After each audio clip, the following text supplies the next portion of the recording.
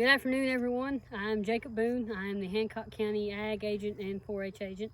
I'm joined here with my good friend and mentee, Chris Mackey. He is also a joint agent in Unicoi County. And so we are doing a series of videos. We've already done one on beef cattle body conditioning score. And so now we're going to do one on grazing heights and why that's important. And thinking about this time of year and also thinking about what we're going through right now. Due to this pandemic, our market prices have been low and not what we need in order to market properly and be able to be good managers and be profitable. So you're probably having to carry extra cattle through the summer that you normally would not. And because of that, your pastures are going to be stressed due to having more impact, more traffic, and more grazing. So what we wanted to do today was a video on what is the ideal grazing height and where should you stop and pull your cattle off and take them to the next pasture or paddock, however you have it set up. If you have a rotational grazing system, this would come in really handy. If you have just large pastures that you're grazing, then you might try to do some cross fencing to eliminate and create strips where you don't have the whole field open up to them, but you have sections open up, and then you can add a little bit at a time. That is going to extend your grazing and hopefully make your pastures and your forages go further. If you're like us, you've probably sold all your hay, so feeding hay is probably not going to be an option. And if you do have any hay, it's not going to last you the rest of the summer. So what we'll have here, I have two different grazing sticks.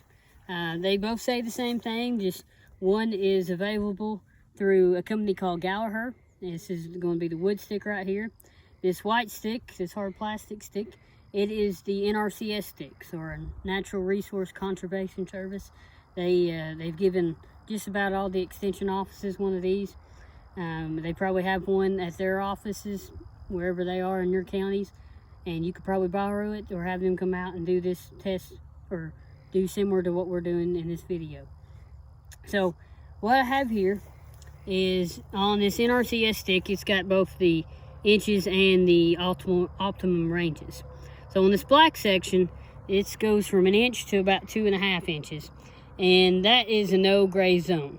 You do not want to graze there. I like to say you don't want to go from 1 to 3. If it's 3 inches or less, cattle need to be off of it, because if you're not, you're going to be putting incredible amount of stress on your pastures.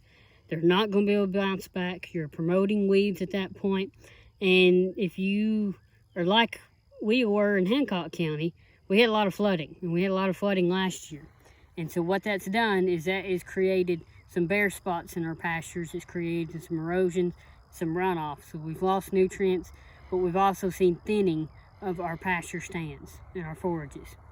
So we want to make sure we don't do that. And a great way of not doing that is making sure that we stay in the optimum ranges. So on both these sticks, it's got where it says either you can start grazing. So the NRCS says that's anywhere from 5 inches to 8 inches. The Gallagher stick's a little less comparable and saying that it doesn't quite give that large of a range. It's more of 6 to 8 inches. And then if anything in between here, we kind of want to back off on. But yeah, this Gallagher stick is available through their website. You can order it online or probably through one of their magazines if you have one. But so that is available. The NRCS stick, I don't know if they give those to folks, but they should have some at the office that you could probably use. I know most of all the extension offices has one. So right now we're going to look at this first little pasture that we're standing in. And if you look at the Gallagher stick, we have our optimal grazing range is going to be that 6 to 8 inches, and we're well below that. You know, our pastures are probably within that 2.5 to 3 inch range right now, and they've been overdone. We need to move our cattle. We've pushed this particular piece too far, and it's time to move on. So that's the Gallagher stick. The NRCS stick's going to look very similar, but it is nice having that little highlighted black area to let you know that you are in the no graze range. Again, this is where they are saying is optimal, the 5 to 8 inches. We are below that.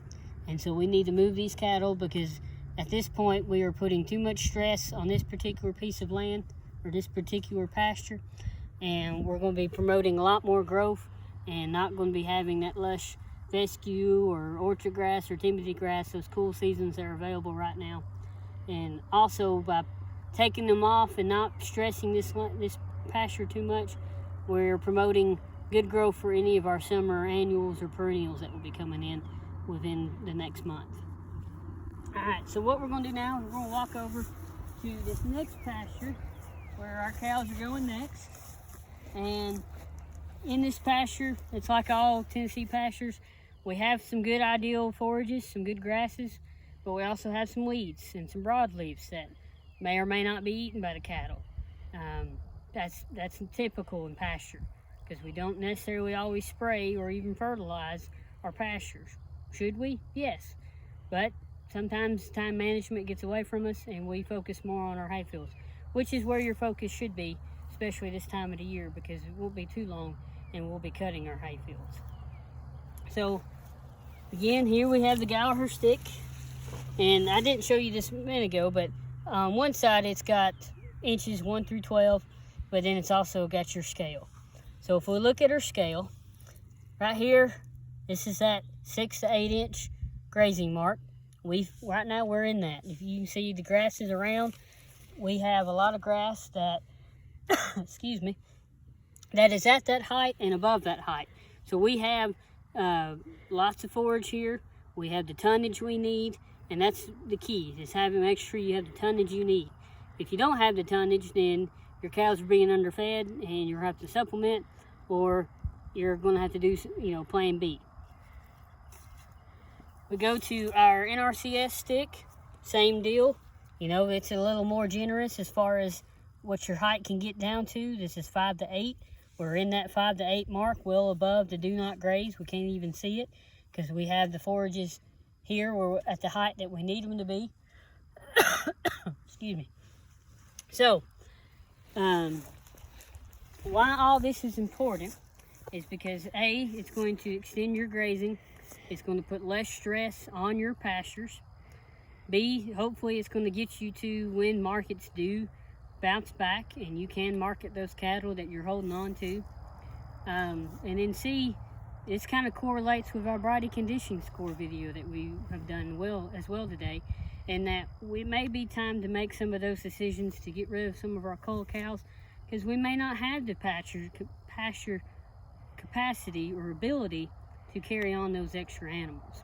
So again, this is Jacob Boone with UT Hancock Extension Office and my good friend Chris Mackey working the video for us. If you have questions, you can call either of our offices. Like I said, we have these grazing sticks and you're more than welcome to borrow them and check out your pastures to see where they're at and maybe develop a grazing system that is going to be ideal to help you get through this time.